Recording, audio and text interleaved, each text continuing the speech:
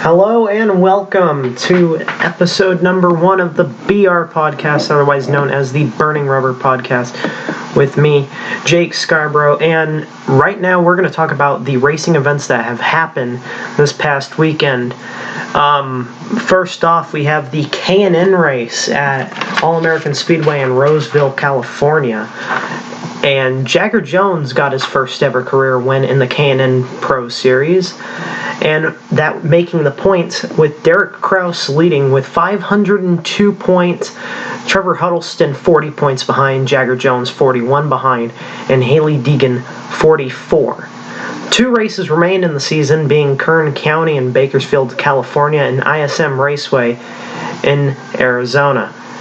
Now, one thing that threw everything off proportion on Saturday was the truck race, the drama of the finish.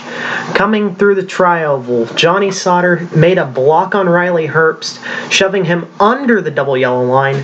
Herbst then backed off and moved back up the track to avoid getting a penalty, and Johnny Sauter ended up getting one after doing burnouts, getting the checkered flag, ended up getting a penalty where Spencer Boyd was then told moments later that he won the truck race at Talladega, getting his first ever Truck Series win. And a lot of people are surprised, but that makes the point standings under the cutoff just beautiful. An amazing battle heading into the next race for the cutoff spot. Tyler Ankrum, 1 point under, and Ross Chastain is 2 under. Matt Crafton only 1 point above the cutoff. This could be interesting headed into the next race.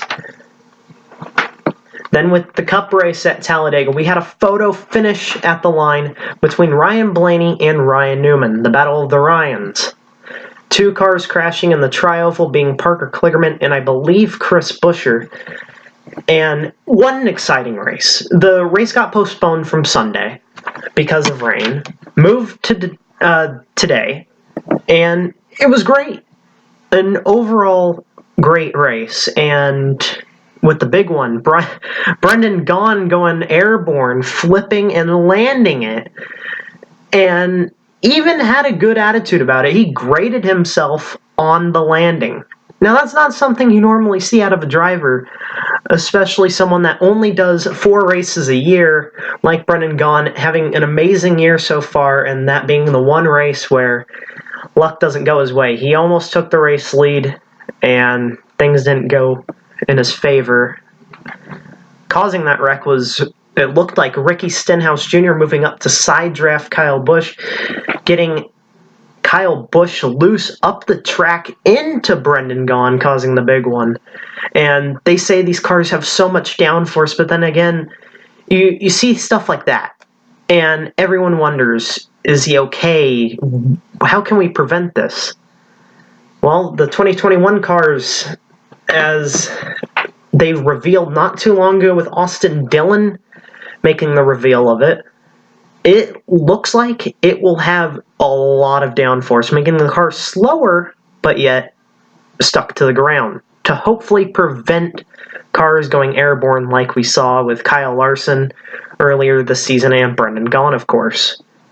And then moving on to the Formula One race at Suzuka, Japan, qualifying got rained out, and forcing qualifying earlier in the day of race day, where Sebastian Vettel qualified on pole, jumped the start, avoided getting a penalty, which surprised everyone. No one expected that. And crashed in turn 1 between Charles Leclerc and Max Verstappen. The race was getting hectic to begin with.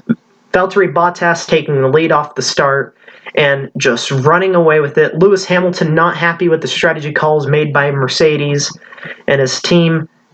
And by that, though, with Bottas winning the race and Leclerc having problems making him finish in 6th position, that caused Mercedes to win the Constructors' Championship and guarantee them that one of their drivers will win the Drivers' Championship, that making the points battle a 64-point gap between Hamilton and Bottas. Hamilton with the points lead heading in to the next 4 events being in Mexico and at Circuit of Americas, then off to Brazil and Abu Dhabi, the Yas Marina circuit.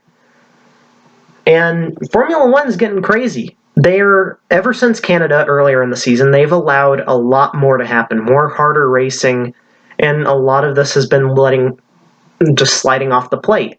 Max Verstappen wasn't happy with that as he had to retire the car just 15 laps into the race.